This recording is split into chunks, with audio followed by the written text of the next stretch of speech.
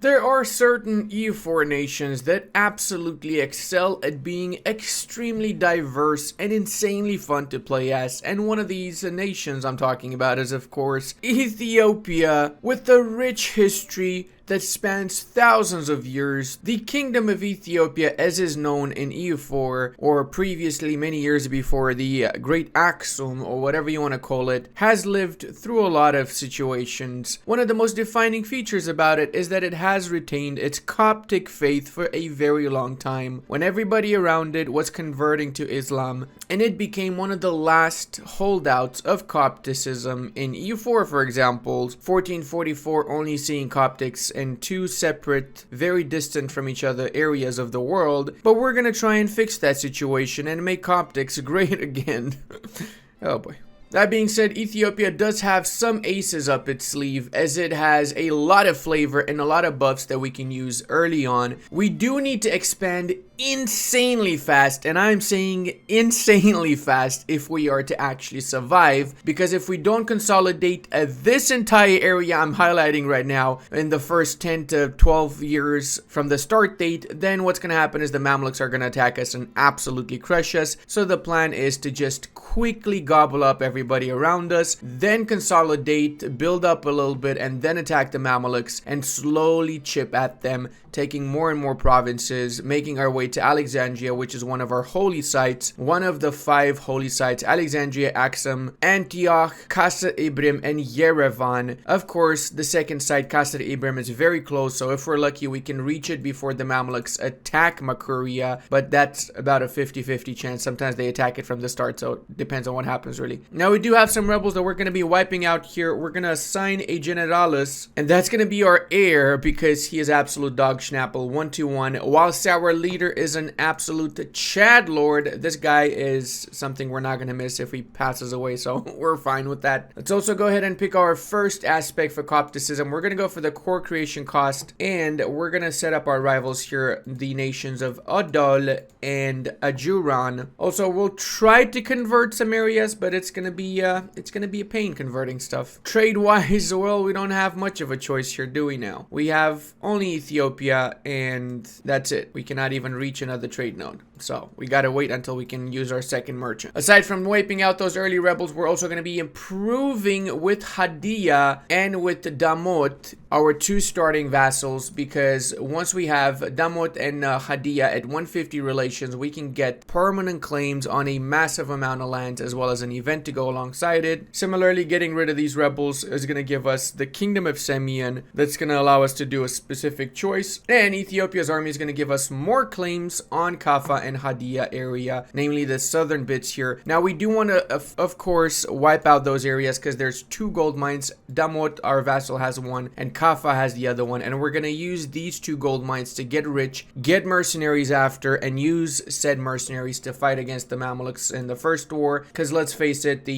Mamluks do have a lot of units, and we're going to need to get a lot of units ourselves. Now we also start with the Kawa infantry, which are unique Ethiopian units that give land attrition reduction, reinforcement speed, and shock damage received -5%. We can buff these boys up afterwards whenever we give out some specific privileges for the Kawa, but we do need to unlock those privileges, so we cannot just do that just yet. That being said, we are going to do a standard estate right now. After the +1 mana privilege given out, we're also going to be giving the holy trinity of the new estates: the clerical education, court positions, and economic freedom for the burghers. We're also going to give the national tax modifier +10% here as well. The religious diplomats, albeit there's not many Coptics around left, still better than nothing, right? And of course, strong duchies, because we do start with 2 subjects, meaning we can get the strong duchies from the start, as well as supremacy over the crown. Don't forget to summon Zidietenstein, and right after, we're going to need to kill off the rebels in order to seize crownlands. We cannot just seize yet until we've killed off those rebels. Now we could recruit some Kawa infantry, but I instead recommend that we get the mercenaries free company, and alongside the free company we can also get an extra 2 Kawa units. When spawned in, these units only have 500 manpower, so we need to give them a little bit of time to recover, meaning we're going to need to use them in the main army, or they get stack wiped if they're just by themselves. Holy Heart of Ethiopia, cool, thank you for the prestige.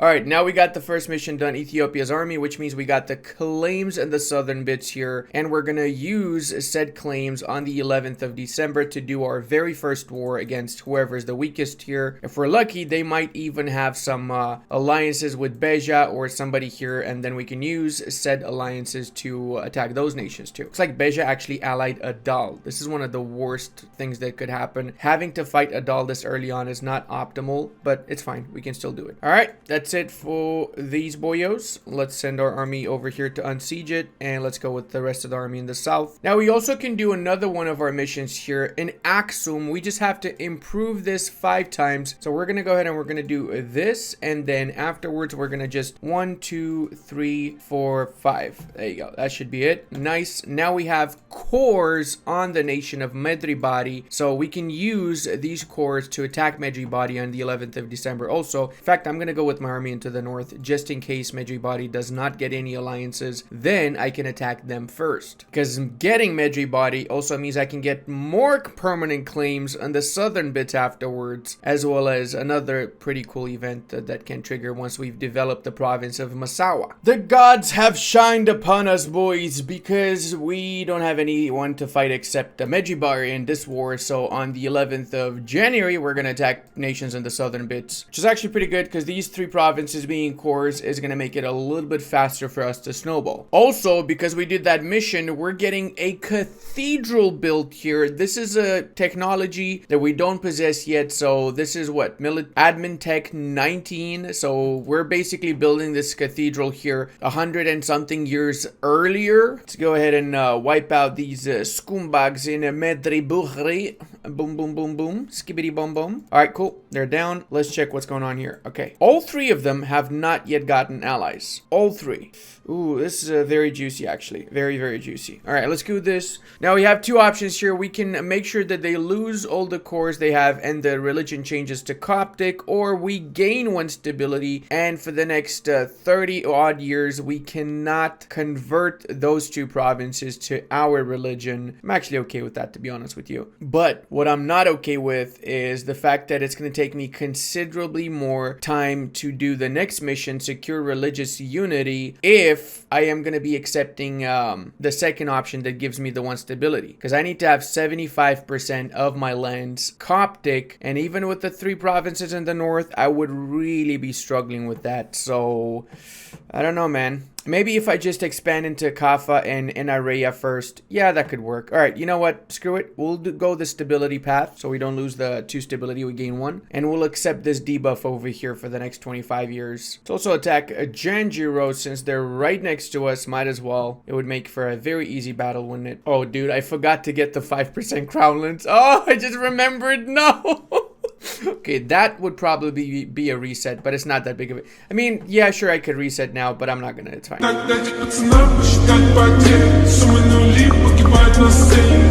Let's go ahead and attack these guys too here since they haven't gotten any alliances. Kaffa allied Alodia, which is good for me because that's the way I can take out Alodia and get a border afterwards with the Dongola, which is right next to Makuria, which has my holy city in it. Alrighty, boss. Okay, let's do the peace deal here. Let's bring this guy back for a second. By a second, I mean 2 whole freaking days. Or as they say in Australia, right? It's 2 whole freaking days. They do the at the end as well. That's typical for them schneckly shboobadoo Australian boyos. Alright, since these are our cores, we can fully state this as well. And that should bring it down to 0 autonomy because we reconquered cores. So that's what happens when you reconquer cores. You get 0 autonomy in the cores that you reconquered. And we got 4.99 crownlands from these 3 provinces. Truth is, we would have been back to 10% if we didn't do the blunder at the start of the campaign. Now that I got those provinces, I'm also going to get the indebted to the burghers 0.1% burger loans, so we're only paying right now 0.19 ducats, which is amazing. You can also do access to the Red Sea that gives us 1,000 sailors, but we lose 75 ducats, and a shipyard will be immediately constructed in a random owned province. Guess which one? It's this one because it's the only one with the shipyard, or better yet, the only one that has sea access. So yeah, not so much of a guess, was it? Now we could also do this, get Mr. Theologion, and that's gonna give us all the requirements requirements to do secure religious unity. Now we're doing this now because as we expand more and more, we're going to get less and less Coptic provinces and less religious unity as consequence. And I just realized that these two provinces don't count towards religious unity because of this modifier. That's why we are actually now at 81%. So it's a good thing we took the +1 stability, not the -2 stability. Ooh, Helen of Ethiopia. Early on in his reign, King Zara Jacob married the daughter of one of the Muslim chiefs of this kingdom. As the young woman converted and said her vows to the Ethiopian emperor, there was no way to know that this would turn out to be one of the most influential persons in Ethiopian politics for years to come. We now have Ileni Hadia, a Sidamo heritage, following Coptic as the new consort and 25 admin. Now guys, in case you didn't know, Ethiopia does have a very diverse group of people living in it. So the primary culture, let's say, would be the Amhara, but there's a lot of different other ethnicities, not just Amhara.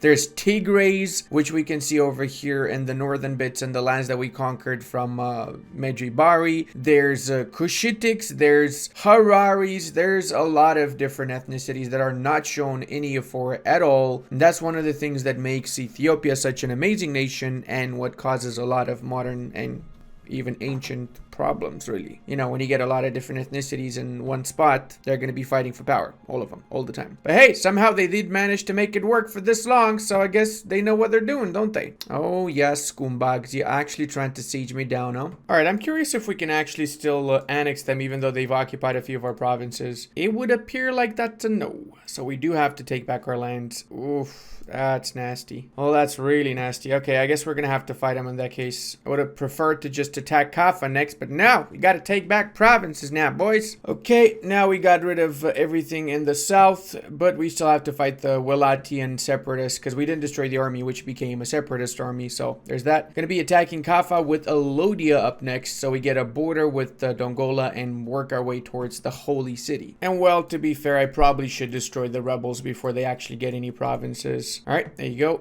And that's the last of the nations we're at war with. I did wait for a second here because, of course, I also want to seize those freaking crownlands, even though it's 2 years later. We still can do it after we take care of these rebels. Whenever I see the province of Kaffa, I think of coffee for some reason. I don't know why. It just reminds me of coffee. We do have coffee around, though, to be fair. It's not in Kaffa, surprisingly. It's in Welaitia, though, so close enough, maybe? One well-placed battle, and Kaffa's got no more troopers. That means we can leave behind the mercenaries and we can ship on over our main army to the north so we can fight Alodia and the rebels that spawned from seizing Crownlands. Now Alodia is actually Coptic, so we're going to get even more juicy Coptic provinces here alongside two Sunni ones. Alright boys, we got relations with our Vasalski, so now we have two options regarding our subjects. We can either get diplo annexation minus 25% for the next 30 years, or we can get income from vassal and liberty desire reduction. Of course, we're going to get the diplo annexation together with a bunch of permanent cores in the northern bits, so we can just attack these bad boys as soon as we finish the war with Kaffa. Actually, we can probably just attack them now, so we don't need to wait for any longer. Beja is allied to Adal, so I'm not going to attack him just yet, but I will attack Dongola, though. Let's go with this war over here. Bring this guy back. Time to make you boys regret ever crossing me. Hey, do I have claims on the entirety of Dongola? I do. Why did it show only one province? That's weird. Whatever the case, Dongola shall be ours. We will Dongol them.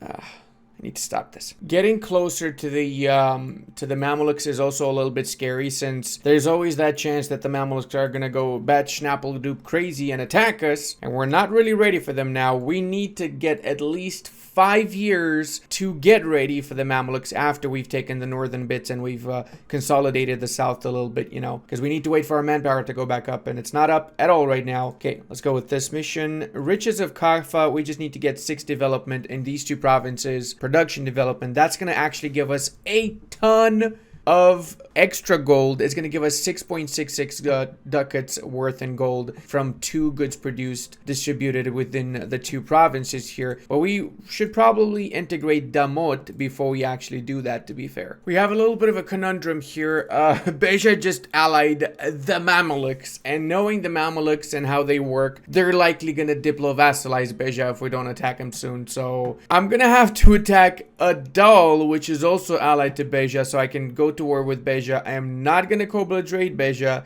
so I don't have to fight the Mamelukes, and I have to take him out before the Mamelukes make them their vassal. So let's check the relations map mode first. Go to opinion. Oh, this is bad. Okay, Bejan opinion of the Mamelukes 128. So they need 190 to diplo-vassalize them. And they are improving. Oh boy. Oh, this is no Gucci at all. That means I'm going to have to develop this province here. We set up the encouragement development 5 times. Is that 5? So we can get the claims on Adal one more time. Oh, that's a waste of a lot of mana points, but it is what it is. All right, this was changed to Adulis, and we got a center of trade, level 2 center of trade to be more exact, in this province here, as well as a lot of development. So that actually wasn't too bad overall. Best part is we got all the claims on the entirety of Adal. Bad part is that they are allied to a few more nations around, so we would have to fight Yemen and Hadramut alongside Beja, and we still haven't finished these 2 wars here. I'm waiting for them to accept my demands. It's just a matter of time at this point. They will eventually accept. I just need to somehow get rid of Medina and Miklaf, which, despite wiping out Medina's army, they're still not willing to piece me out, the bastards. I really had no choice except having to go to Medina and siege him down so they could get the schnapps out of here, you know? All right, I'm gonna go for this. Don't really care about the trade power too much, to be fair. Dongola, don't care. They don't, you know what? I'm gonna cancel their alliance with Dawas here, simply because I might get an alliance with Dawas here, so I don't want to have the same allies as they do. That being said, Miklaf doesn't matter anymore. We got 109 with 108 here, so we can do this peace deal, and that means we can also do this peace deal. All right, boys, we got all the provinces. The best part, though, is that now we have peace, so we can do a few things. First off, let's do this mission, unify the tribes. That's going to give us a Siberian frontier, essentially, over in this province. So we're essentially colonizing this province, making our nation look a lot better, because before it just looked horrible without this one area. But aside from that, we can also lower the autonomy, and that's the one thing that was absolutely killing us. Now with the autonomy a lot less, or better yet, lowered, we're gonna get more income, more manpower, and we can have an easier time recovering our manpower and getting our nation back on track, really. I'm also going to start building some barks. We need to get 85% of our naval force limit, so we can do this mission here, the Ethiopian Navy. This is going to send an expeditionary force into the Mediterranean, leading to us getting and securing an alliance with the Portuguese that has its own benefits later down the line in fighting the Mamluks, especially. It's going to have some benefits. Demote, and because we've grown above 150 development, we can recruit the independent grand and free company once some more. So we just need some loans. We can pay off our own loans or just take regular loans. I'm gonna take regular ones for now, and I'm gonna hire the Grand Company. This is gonna be enough. We're gonna go up to 25 land force limit, which is a-okay in my books. We're gonna attack these bad boys. Let's Gucci set up a war target that's gonna be easy to take, such as Sab and Dariago. Let's rush for Beja now. We want to fully occupy and annex Beja, and then after we're going to focus on Adal. We need to wait also for our mercenary units to properly get recruited. And I scootaged these guys so I can start integrating them in a few months after, or actually 1 year after, really. Sneaky little Beja trying to run away from our troops. What the hell? How are they managing that? Okay, they got a 3 maneuver general. That explains it. They actually ran away from me twice, man. And quality AI right there, sieging down my mountains. Just keep on sieging Adal. Just keep doing it, don't worry. You know, I'm really having more issues with the rebels that I'm actually having with the enemy armies. I really hope that some point in the future, before they stop developing this game, they at least nerf the rebels a little bit in the early game. Question of rights in Hadia. Yeah, let's take it. Screw it. Why not? Why not? Might as well make it a little bit faster to integrate them after, I guess. I mean, really, dude, come on. This is just not even funny anymore. Look how many rebels I got here. Another 3 stacks of rebels. I just wiped out like 4 of them a few moments ago. Come on, man. Give me a break, rebels. Just, can you like be nice to me for a second at least? We got two options here. I can either wait for another 2-3 years until I can fully annex because I cannot reach their allies, or I can just semi-fully annex, leave them with one province, take a little bit of money, and that's it. Aggressive expansion is basically the same regardless, so I'm just going to do this so I can finish the war a little bit faster. I can do this mission too, which gives me more claims to expand in the rest of the Cape Horn. Did I say Cape Horn? I meant the Horn of Africa. That's what I meant, not the Cape Horn. Why did I say Cape Horn? That's weird. All right, now we're also going to annex these guys. Got to improve relations apparently first. And get ready for some more expansion into the south. It seems like Mare is attacked by a Juran and they got no allies, so they are an absolute pristine target for me right now. Let's go ahead and take at least 1 or 2 provinces if we can from them. All right, we got the 6th development in Damut and Kaffa, so now we have alongside 100 government reform progress, which is a big deal. You get a lot of these. You get another 100 from this, another 100 from this, and so on from other missions and from events. But alongside that, we got all of that juicy goods produced here now, so we're making absolute bank. And it lowered the autonomy to 0 in both of the gold producing provinces right now. So we just skyrocketed from 0 ducats to 12.54, and we're gonna get more because we're gonna get 10 development in each of these 2 provinces. Speaking of, let's get 9 this one, and 7, and again almost 15 ducats just from a single freaking mission. I'm fairly confident with my situation now. I'm gonna start getting my claims on the Mamelukes. Well, not claims, just spy network, because we're gonna get permanent claims on the entirety of Egypt once we've converted Casa Ibrim to Coptic from our absolutely delicious mission tree over here. But I'm gonna use that time to just not attack anyone, wait for my manpower to go up. We're getting 337 per month, so that's pretty decent, and get some monetary reserves so we can use mercenaries in the war against the Mamelukes too. And now with the nobility privilege, we're getting almost 400 per month, so a massive difference. Let's also sell some titles and seize crownlands after. We can get back to 20% by developing a province a few times, so we're going to do that with Damot. Let's go. We want to get this bad boy over to 10, as I said earlier, because our autonomy is also lowering around the country. We are almost at 20 ducats, boys. Profit. Yeah, we can get an extra 11,000 units, so we're going to get those, of course, once we can before the war with the Mamelukes. Right now, we're just chilling and doing a little bit of rebel duty, as I'd like to say. Oh, Copts are coming by the banks of the Nile, so we got some local missionary strength in a few provinces. That's pretty nice. Oh, and we got Qasr Ibrin converted, so now we got a permanent claim on the entirety of Egypt. Permanent, boys. This is permanent. Okay, that's pretty cool. Let's also go ahead and get our secondary aspect. We're gonna go for that I want to say discipline, but I'm actually going to go for the missionary strength. And hear me out, I don't need the discipline against the Mamelukes. Just 2.5 discipline isn't going to make that much of a difference. But 1.5 conversion strength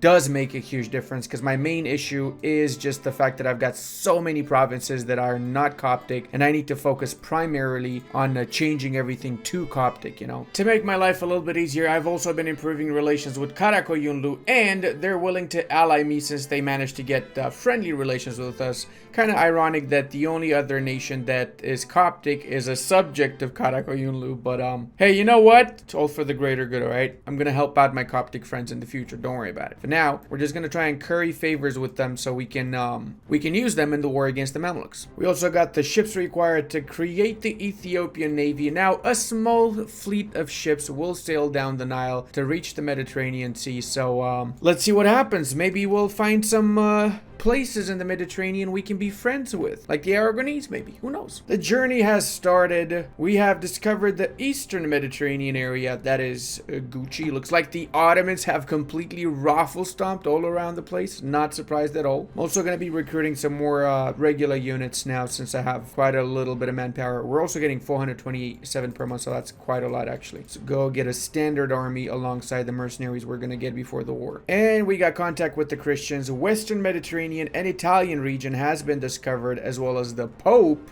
Hell yeah, boys. So that means we got Aragon too. Oh, that is beautiful. That is actually beautiful. Okay. Aragon seems to be a subject now, though, of the Castilians, so that's not so beautiful anymore. We can also get our very first idea set. So we're gonna go for the aristocratic ideas. I feel like this is the perfect balance of military as well as development and economic ideas, plus the policies between aristocratic and other idea groups are absolutely amazing. So totally worth to go for this first. All the pieces of the puzzle have been set in place, so now we can actually attack them. We got the 10 favorites with Karakoyunlu to call them in the war, and we're gonna set Suakin as the war target, since Suakin is in fact the closest province to us that we could actually attain fairly easily. Now I do expect them to focus on me because I feel like I might be the weakest of my alliance set, but then again I might be surprised and they might be focusing on Karakoyunlu. That would be a good turn of events because that would give me the necessary time to siege down enough land to do a peace deal. I'm not gonna do too big of a peace deal in the first war. As long as I say take this mad dash, that's more than enough for me in my opinion, since cutting off the Mamluks in two is really good. I would also do one of my missions, and in the next war I could just take the rest of the provinces to get to Alexandria, or maybe in this one. Let's see how it goes. Really, they do have 48,000 units, so that is not an easy challenge though. Oh, they are actually focusing on the Karakoyunlu. That's good. That means we're gonna rush and carpet siege everything here quickly. Oh, we can get 61 provinces from Karakoyunlu in the Maghreb. Don't mind if I do, sir.